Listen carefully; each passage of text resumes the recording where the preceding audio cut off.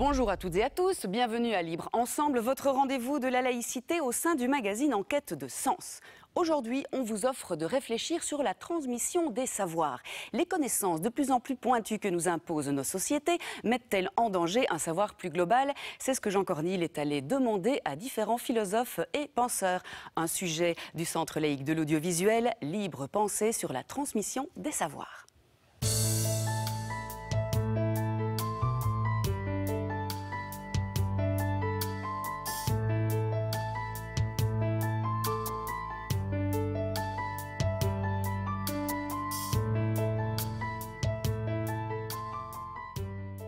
Alors, l'école encourage à être perroquet.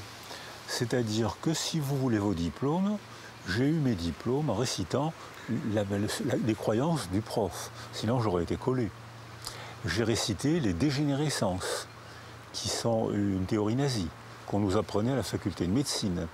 Les nazis ont perdu la guerre des armes, ils n'ont toujours pas perdu la guerre des idées, puisqu'on voit que ça revient. Les mêmes idées de hiérarchie, de croyance, seule la bonne croyance, la seule, la vraie, la mienne, bien sûr, pas la vôtre. Et on voit réapparaître ce genre de récit totalitaire. C'est délicieux, parce qu'on a la vérité, on est soumis à un chef vénéré, on renforce sa puissance, il nous doit sa victoire, puisqu'on lui obéit, c'est le bonheur dans la soumission. La Boétie. La Boétie. Et à ce moment-là, on devient dangereux. Alors qu'on est follement heureux, on peut tuer sans aucun sentiment de crime. Tous les génocidaires, tous les criminels de guerre ont tué et sont rentrés chez eux en disant « je n'ai fait qu'obéir ». Tous.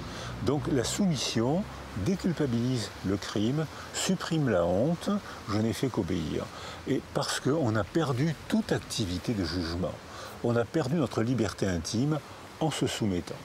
Alors là, on voit revenir ce phénomène parce qu'il est facile, c'est la pensée paresseuse, et puis parce que l'école encourage à la récitation, normalement elle devrait encourager à l'apprentissage de la réflexion, ce que font certains enseignants.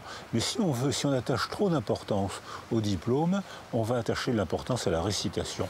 Je suis un perroquet diplômé. Quels sont les vrais problèmes? Aujourd'hui, les enfants n'ont plus le droit d'avoir une enfance. Ils sont privés d'enfance parce qu'ils sont privés de rapport à leurs parents. Les médias sont tellement imposants, ils font tellement n'importe quoi qu'ils détruisent l'appareil psychique des enfants. Par exemple, le processus d'identification primaire, dans les classes populaires, les enfants n'y ont plus droit. Dans les classes aisées, oui, parce que les parents sont plus cultivés, ils font très attention, relativement. Quoi qu'il en soit, il faut travailler à ce niveau-là, il faut travailler dans le monde du travail, précisément. Moi, je soutiens que le modèle du logiciel libre est un modèle contributif d'investissement qui est extraordinairement producteur d'intelligence collective, de motivation, d'implication. Je dis ça dans connaissance de cause, ça fait 20 ans que je travaille avec des ingénieurs qui sont dans ce modèle-là, et moi-même je développe des choses dans ce modèle-là. Mais je travaille aussi sur des modèles d'énergie contributive, de banques même contributives, ce qu'on appelle des coopératives bancaires, etc. Et je crois qu'il faut réinvestir tout cela, non pas comme dit Edgar Morin, à la marge pour le tiers secteur, c'est-à-dire pour les associations, l'aide à la personne, mais dans tous les domaines. Je pense que le grand problème éducatif aujourd'hui, le problème de fond, je ne parle pas de tel ou tel aspect particulier, parce qu'il y en a 1000, bon, parce qu'après on peut parler des différents niveaux, des différents problèmes qui se posent, l'enseignement du latin, du grec, l'enseignement professionnel, c'est pas la même chose. Bon, le problème principal, c'est qu'on a vécu un XXe siècle de déconstruction des traditions comme jamais dans l'histoire de l'humanité. On a cassé la figuration en peinture, on a cassé la tonalité en musique, on a déconstruit les règles traditionnelles du roman avec le nouveau roman, on a cassé même les règles traditionnelles du cinéma avec la nouvelle vague, avec Godard. On a cassé les règles traditionnelles de la danse avec Pina Bausch, par exemple, en Allemagne, ou Béjart, ici même. On a cassé les règles traditionnelles, je dirais même, des grandes morales religieuses ou laïques, ce qu'on appelle la morale bourgeoise. Bon. Et alors, cette déconstruction a eu des effets d'émancipation parfois formidables. Et donc, je ne suis pas du tout pour un retour à la tradition. Moi, je ne suis pas du tout réactionnaire, ni même conservateur. Mais c'est vrai que j'observe que dans le domaine de l'école, il y a évidemment, dans cette déconstruction des traditions, des effets terriblement délétères, notamment sur deux secteurs pour des raisons très profondes qui sont, un, la maîtrise de la langue, et deux, la maîtrise de la civilité. Pourquoi? Parce que la langue et la civilité, ce sont des patrimoines, ce sont des héritages vous n'avez pas inventé le français. Moi non plus, personne n'a inventé le français. Les règles de grammaire, chouï, bougenou, caillou, etc., de notre enfance, c'est totalement traditionnaliste, c'est totalement de l'héritage, c'est totalement du patrimoine. De même que les règles de politesse. Quand vous terminez une lettre et que vous dites « Monsieur, Madame, je vous prie d'agréer l'expression de mes sentiments les meilleurs », c'est pas du tout spontané et créatif, c'est purement traditionnel. Donc dans les secteurs traditionnalistes, si je puis dire, patrimoniaux, la déconstruction des traditions a eu des effets navrants. On a le sentiment aujourd'hui que le grand projet humaniste de passage de l'inculture à la culture se dissout dans le tout culturel. C'est un des autres effets de la démocratie dans laquelle nous vivons. La culture a de plus en plus de mal à se démarquer de ce qui n'est pas elle.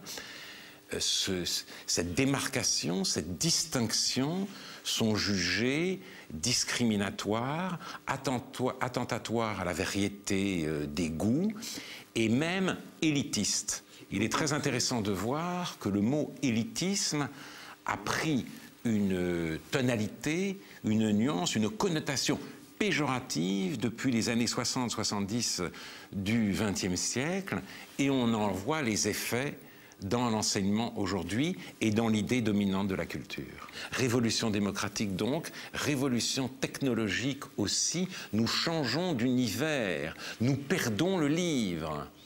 Nous perdons la matérialité du livre, nous perdons l'expérience du livre. Alors, je ne dirais pas qu'on ne lit plus. Non, il est vrai qu'avec l'ordinateur, on ne peut pas dire que l'image ait tué l'écrit. L'écrit est toujours vivant. Mais la lecture s'est scindée du livre.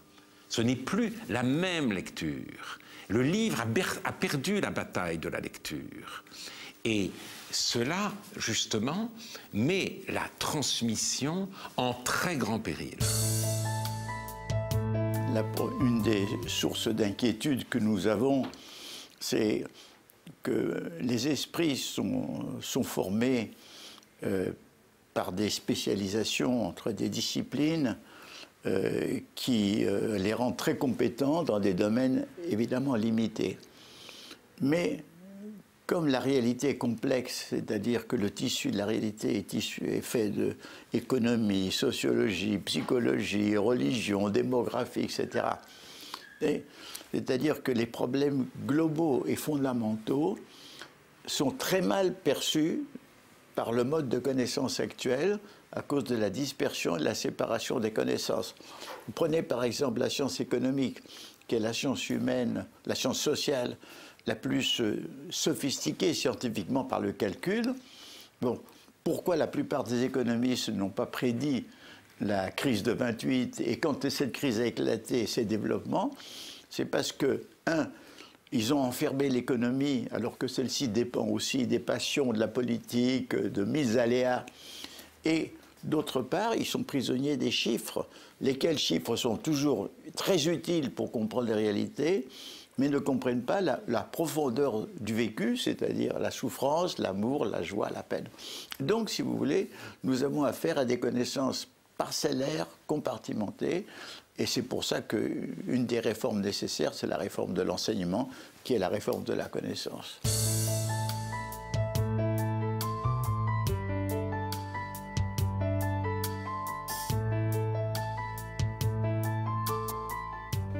Si vous aussi vous voulez transmettre les savoirs, eh bien quelques clics sur le site internet laïcité.be ou notre page Facebook Libre Ensemble. À la semaine prochaine pour d'autres rendez-vous et d'autres réflexions sur la laïcité.